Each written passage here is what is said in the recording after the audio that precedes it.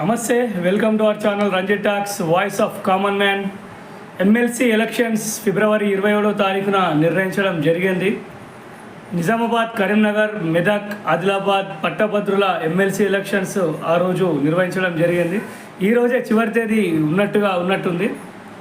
ఎవరైతే ఓటేయాలని చెప్పి డిసైడ్ అయ్యి నమోదు దరఖాస్తు చేసుకోవాలని అనుకుంటారో వాళ్ళకు ఈరోజే ఫైనల్ డే ఉన్నట్టుంది. చూసుకుంటే నార్మల్ ఎలక్షన్స్కి ఎమ్మెల్సీ ఎలక్షన్స్కి చాలామంది తేడా తెలియకపోవచ్చు. నార్మల్ ఎలక్షన్స్ అనేవి ఇండియాలో పౌరుడిగా ఉన్నటువంటి ఎవరైనా కూడా ఆ యొక్క ఎలక్షన్స్లో ఓటేయడానికి అర్హత అనేది కలిగి ఉంటారు.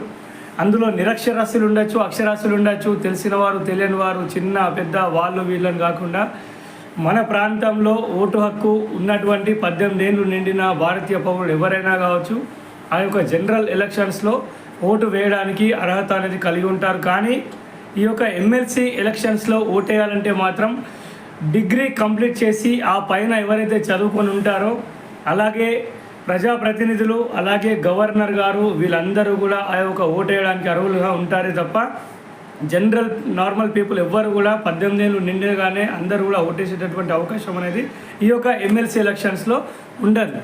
చూసుకుంటే జనరల్ ఎలక్షన్స్ ఏ రకంగా సాగుతాయనంటే ఒకసారి మనం దాని గురించి చర్చించుకుంటే, మందు, డబ్బు, బిర్యానీ పొట్లాలకు చాలామంది ప్రజలు అమ్ముడు పోతారు అనేటటువంటి ఒక టాక్ అనేది నడుస్తూ ఉంటుంది సొసైటీలో. మనం చూస్తుంటాం జనరల్ ఎలక్షన్స్ వచ్చినాయంటే అన్ని పార్టీలు కూడా, చాలా పార్టీలు డబ్బులు పంచడానికి సంసిద్ధంగా కోటాను కోట్ల రూపాయలు సిద్ధంగా ఉంచుకుంటాయి. ప్రజలందరికీ కూడా పంచి మేము గెలవాలంటే మేము గెలవాలి, మాకు ఓటేయండి అంటే మాకు ఓటేయండి అని చెప్పేసి వాళ్ళు కొట్టుకుంటూ, వాళ్ళు నువ్వు రూపాయి ఇస్తే నేను 2 రూపాయలు ఇస్తాను, నువ్వు 1000 రూపాయలు ఇస్తే నేను 2000 ఇస్తాను అని చెప్పుకుంటూ ఈ యొక్క ఎలక్షన్స్ అనేవి సాగుతూ ఉంటాయి. కానీ ఇక్కడ ఎమ్మెల్సీ ఎలక్షన్స్ అనేది చూసుకుంటే ఎడ్యుకేటెడ్స్ మాత్రమే ఇందులో పాల్గొంటారు. కాబట్టి ఇలాంటివి అక్కడ ఉండవు అనే మనం అనుకుంటాం. కానీ ఎవరికి ఎలా తినిపించి గెలవాలి అనేటటువంటి సూత్రాలన్నీ కూడా పొలిటికల్ లీడర్స్కి చాలా బాగా తెలుసు. అందుకని ఈ యొక్క వీడియో చేయడానికి గల ముఖ్య ఉద్దేశం ఏంటి అంటే, ఫిబ్రవరి 27వ తారీఖున ఎమ్మెల్సీ ఎలక్షన్స్ నిర్ణయించడం జరిగింది. అందులో చదువుకున్న వాళ్ళు మాత్రమే ఓటేయాలి. కాబట్టి దయచేసి చదువుకున్న వాళ్ళం మనమైనా కానీ ఈ యొక్క మిగతా ఎలక్షన్స్కి ఈ ఎలక్షన్స్కి తేడా చూపించాల్సినటువంటి అవసరం మనకు ఉంది. ఎందుకనంటే గెలిచిన వాళ్ళు ఎవరైతే ఉంటారో వాళ్ళు ప్రజలకు ఏం చేయాలి, డిగ్రీ కంప్లీట్ అయ్యి చాలామంది నిరుద్యోగులుగా ఉంటున్నారు. మరి వాళ్ళకి ఏం చేయాలి, ఏం చేయొచ్చు, మనం ఎమ్మెల్సీ యొక్క విధులు ఏంటి, వాళ్ళు సక్రమంగా నిజంగా ఆ పనులు కనుక చేశారని అంటే నిజంగా సమాజంలో ఎంతో కొంత మార్పు అనేది రావడం అనేది జరుగుతుంది.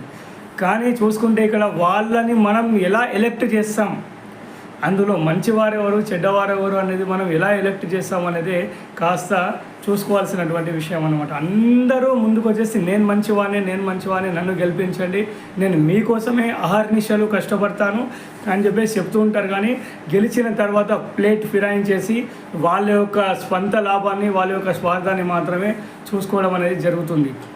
కాబట్టి నార్మల్ చదువుకొని వాళ్ళు నిరక్షరాస్యులకు మనకు తేడా అనేది ఇక్కడే ఉంటుంది బ్రదర్స్. చూసి ఓటేయండి. ఇంకా చాలా రోజులుంది, చాలామంది మన ఇళ్ళల్లోకి వచ్చేస్తారు, బల్క్గా మాట్లాడతారు అమౌంట్ వీటి గురించి.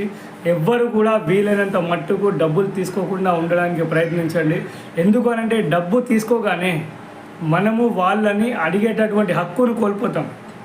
ఎందుకంటే నువ్వు నా దగ్గర డబ్బు తీసుకున్నావు, నువ్వు నన్నేం అడుగుతావురా అని చెప్పేసి వాళ్ళు ఆ రకంగా మాట్లాడుతూ మనల్ని చిన్నగా చేసేటటువంటి ప్రయత్నం చేస్తుంటారు. కాబట్టి చదువుకొని వాళ్ళు మనము ఇక్కడే చాలా స్టాండర్డ్గా నిలబడాల్సినటువంటి అవసరం ఉంటుంది.